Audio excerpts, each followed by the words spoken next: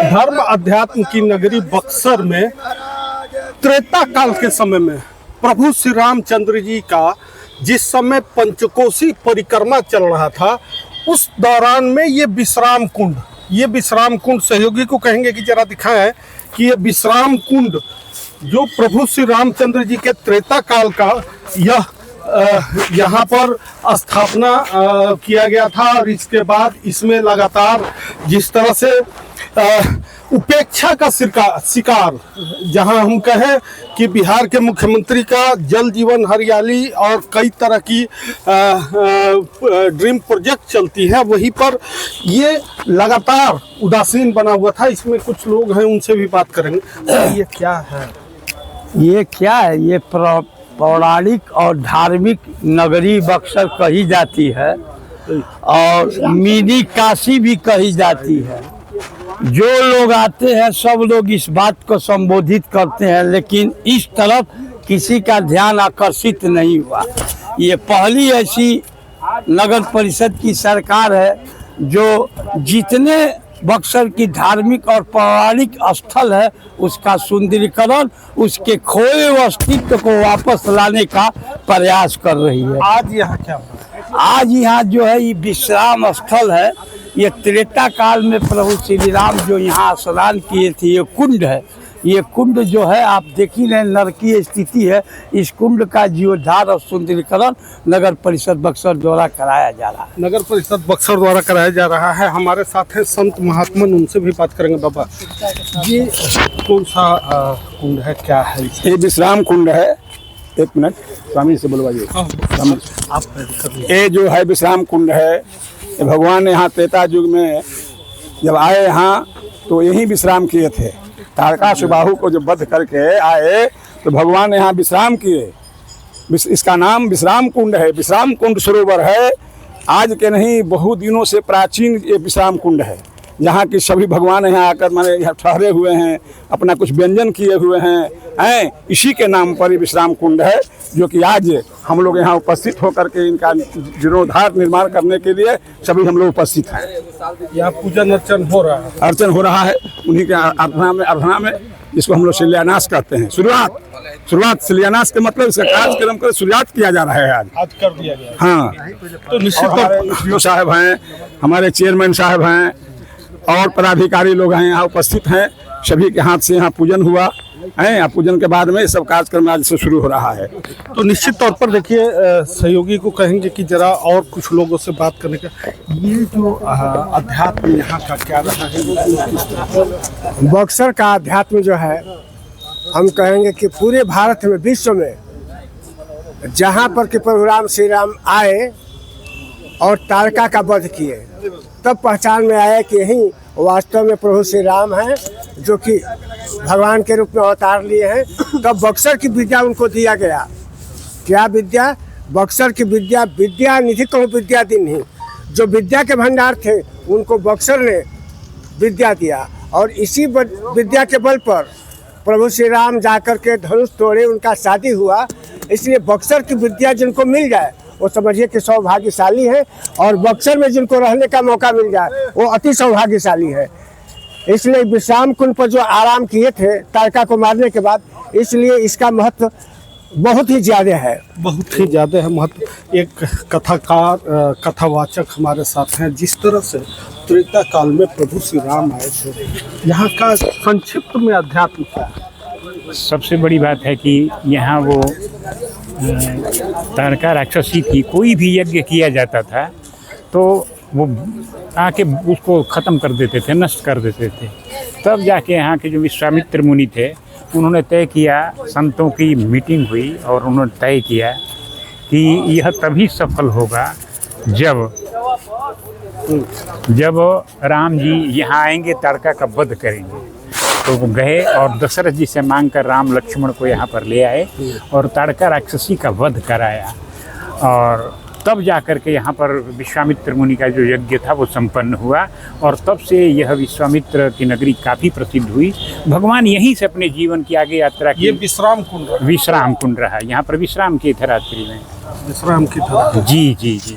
तो निश्चित तौर पर विश्राम की धरा स्थली पर जिस तरह से कह सकते हैं कि आज यहाँ पूजन अर्चन का ये जो समारोह यहाँ पर अब संपन्न किया जा रहा है, सहयोगी को कहेंगे कि जरा दिखाएं हैं कि किस तरह से ये पूजन अर्चन का कार्यक्रम अभी यहाँ पर जो किया जा रहा है, खासकर विश्राम कुंड अध्यात्म की नगरी में प्रभु श्री रामचंद्र जी के त्रेता काल के युग में जिस तरह से ये यहाँ पर स्थापित हुआ था।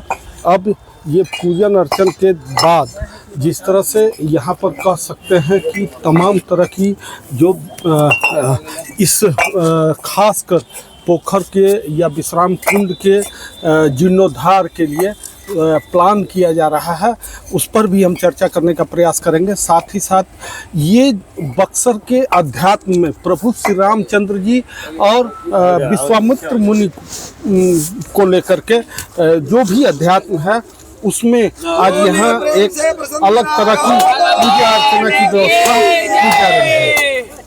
निश्चित तौर पर कह सकते हैं कि यह पूजन अर्चन का जो कार्यक्रम चल रहा है, इस कार्यक्रम में अब यहाँ पर आज शिलान्यास कार्यक्रम संपन्न हो रहा है और सभी प्रशासनिक महकमे के पदाधिकारी भी हैं। कुछ लोग से बात करेंगे, सब इस तरह का ये हो जाने दीजिए, उसके बाद हो गया। बक्सर के विकास में पर्यटन की शुरू से असीम भूमिका रही है। आने वाले सालों और दशकों में भी पर्यटन बक्सर का यूएसपी रहेगा और बक्सर में पर्यटन को गति देने के लिए हम लोगों को कहीं बाहर देखने या कुछ नवाचार करने की आवश्यकता नहीं है। बक्सर को ईश्वर ने इतनी चीज़ों से नवाजा है, इतनी चीज़ों का आशीर्वाद दिया है, खाली हम उसका संरक्षण अच्छे से कर दें तो ऐसे ही हमारे यहाँ साल भर में विभिन्न अवसरों पर लाखों श्रद्धालु आते हैं। लेकिन अभी का दुर्भाग्य ये है कि वो बस रामरेखा घाट से आते हैं वहाँ पर और वापस लौट जाते हैं। उनको बक्सर के बारे में बताने का, बक्सर की गरिमा और महिमा बताने वाला कोई न है और न उसका साक्ष्य कहीं उनको मिलता है। अब हम लोगों का प्रयास ये है कि हम लोग उन स्थानों को पुनरीक्षित और पुनर्जीवित करें जिससे उनको यहाँ की महिमा का पता चले, महात्म्य का पता चले, वो यहाँ समय बिताएं। इससे पर्यटन को भी लाभ हो, स्थानीय अर्थव्यवस्था में अर्थ आए और यहाँ के लोगों को भी गर्वानुभूति हो कि हमारा इतिहास इतना समृद्ध रहा है। तो निश्चित तौर पर ये बक्सर के एसडीएम सर थे, उनका साफ तौर पर किस तरह का ये पायलट प्रोजेक्ट है? देखिए, हम जिस बक्सर नगर में रहते हैं उसका एक बहुत ही बड़ा धार्मिक इतिहास है।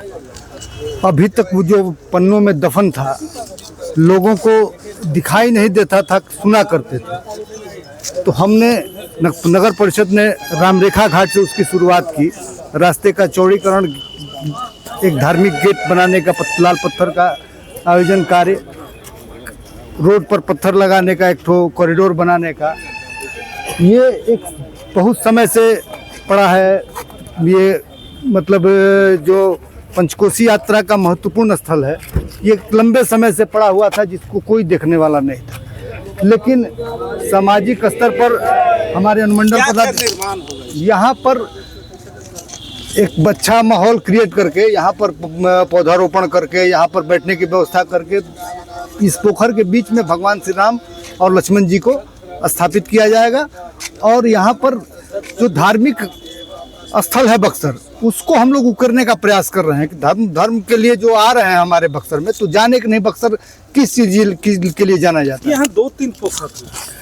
तो हाँ, इसके सामने उसका आगे का भी प्रोजेक्ट है कि इसको हम लोग काम लगा रहे हैं। जो ही आधा पहुँचेगा इसके सामने वाले में भी, जहाँ पर सामने यहाँ पर भगवान श्री राम की शिक्षा स्थली रही है, तो सामने विश्वामित्र जी को स्थापित किया जाएगा।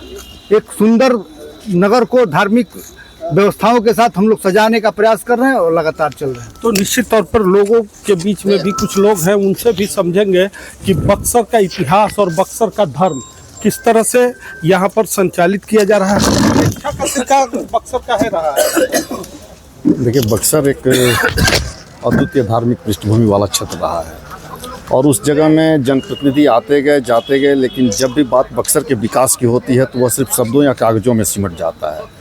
मैं पहली बार देख रहा हूं कि अगर कोई व्यक्ति इस तरह का प्रयास कर रहा है जिससे बक्सर का विकास हो, तो यह अपने आप में एक माइलस्टोन है, मील का पत्थर है और इस तरह के प्रयासों की सराहना होनी चाहिए और प्रयास धरातल पर उतरने भी चाहिए।